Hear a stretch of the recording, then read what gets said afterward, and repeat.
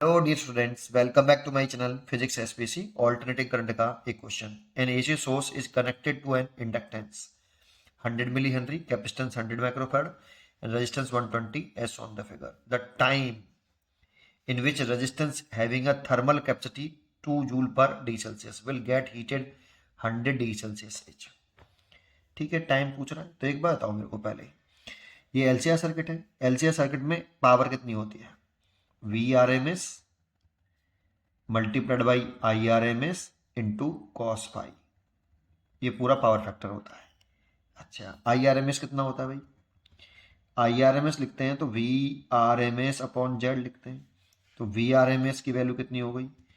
आई R M S into Z. तो यहाँ पर आप वी आर एम एस की वैल्यू पुट कर दो, ये वाली I R M S into Z, तो कितना हो जाएगा? आई आर एम एस का स्क्वायर इंटू जेड। और कॉस फाई पावर फैक्टर कितना होता है? आर बाई जेड होता है, जेड से जेड कैंसिल। तो जो पावर आया इसे आप ऐसे लिख सकते हो, I R M square into R. और पावर इज इक्वल टू लिख सकते हो energy spend divide by D T. ये heat energy per unit time, rate of heat energy कह सकते हो, is equal to I R M S का square into T. तो डी ई निकालें तो आई आर एम एस का square R into D T. बहुत साइड का अगर इंटीग्रेशन कर दें तो ये टर्म तो कांस्टेंट है।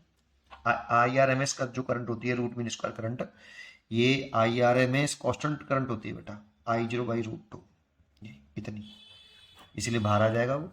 और डी टी का इंटीजन ई, तो ई बराबर ई लिख दो, एच लिख दो, है ना, एक ही बात है वो। एनर्जी का सिंबल बनाया मैंने आर टी। इतनी हीट एनर्जी स्पेंड होगी बेटा इस सर्किट में। तो कितने टाइम में पूछ रहा है आपसे, कितना टाइम। अच्छा, अब ई कैसे निकालें? ई लिखो या एच लिखो, एक ही बात है, जरा समझो। इसका क्या मतलब है थर्मल कैपेसिटी? इसका मतलब है 1 डिग्री सेल्सियस टेम्परेचर बढ़ाने के लिए कितनी हीट एनर्जी स्पेंड करनी पड़ती है। तो 2 जूल एनर्जी खर्च करनी पड़ती है बेटा। अगर आपकी 1 डिग्री सेल्सियस टेम्परेचर बढ़ाना है, इतनी एनर्जी खर्च करनी पड़ेगी, 2 जूल खर्च करनी पड़ेगी। तो बताओ, 1 डिग्री सेल्सियस बढ़ाने के लिए 2 जूल एनर्जी खर्च करनी पड़ रही है, तो 16 डिग्री सेल्सियस टेम्परेचर बढ़ाने के लिए कितनी हीट एनर्जी खर्च करनी पड़ेगी। तो भाई ई निकालना चाहें, ई लिख दें, एच लिख दें, तो 2 जूल पर डिग्री सेल्सियस, ये 1 डिग्री सेल्सियस टेम्परेचर बढ़ाने के लिए इतनी एनर्जी, तो 16 डिग्री सेल्सियस बढ़ाने के लिए कितनी हीट एनर्जी, तो डिग्री सेल्सियस 32 जूल एनर्जी चाहिए। तो यहाँ ई की वैल्यू सीधी सीधी 32 लिख दो। आई आर एम एस निकालना पड़ेगा बेटा, बस हमें आई आर एम एस का square into R T.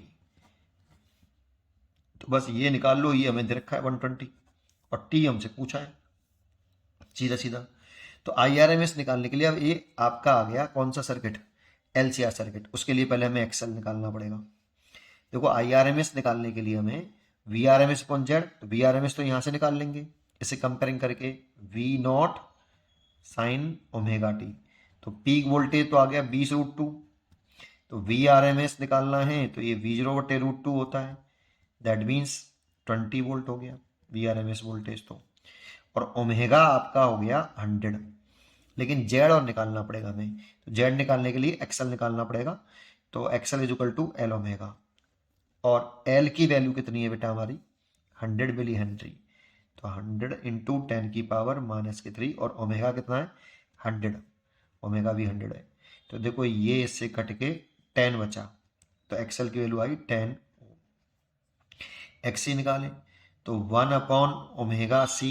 Omega आपका 100 है और सी दे रखा है आपको 100 इंटू 10⁻⁻⁶, ऊपर ले जाएंगे तो +6, और ये इससे कटेगा तो 100 ओम आएगा। और इम्पीडेंस लिखें सर्किट का, तो यहाँ एक्स बड़ा है एक्सएल से, इसीलिए आर का square plus XC minus XL का होल स्क्वायर। ये इम्पीडेंस होता है एलसीआर सर्किट का, है ना। तो Z इज इक्वल टू निकालें तो रूट R की वैल्यू हो गई आपकी 120, इसका स्क्वायर, और XC में से 100 में से 10 घटा दे तो 90 का स्क्वायर, है ना। देखो इसको ऐसे लिख लो बेटा, 12 इंटू 10 का स्क्वायर और 9 इंटू 10 का स्क्वायर। अब देखो 10 का स्क्वायर कॉमन लेके नहीं बाहर निकाल, तो 10 आ गया बाहर, और 12 का स्क्वायर 144 और 9 का स्क्वायर 81। तो ये 10 और ये हो गया 225। और इस 225 का रूट होता है आपका कितना, 2 √10 का होता है 15, 150 ओम इम्पिडेंस आ गया बेटा, जेड आ गया। अब इसमें कुछ नहीं है, आई आर एम एस निकाल लो पहले।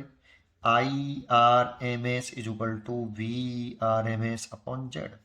वी आर एम एस आपका है 20 वोल्ट और जेड है आपका 150 ओम, तो ये 2/15 एम्पियर आपकी करंट आ गई। यहाँ रख दो 32 is equal to I R M S का स्क्वायर, मतलब 4 × 15 × 15 है ना, स्क्वायर कर दिया मैंने। आर की वैल्यू 120 और टी पूछ रहा है ना।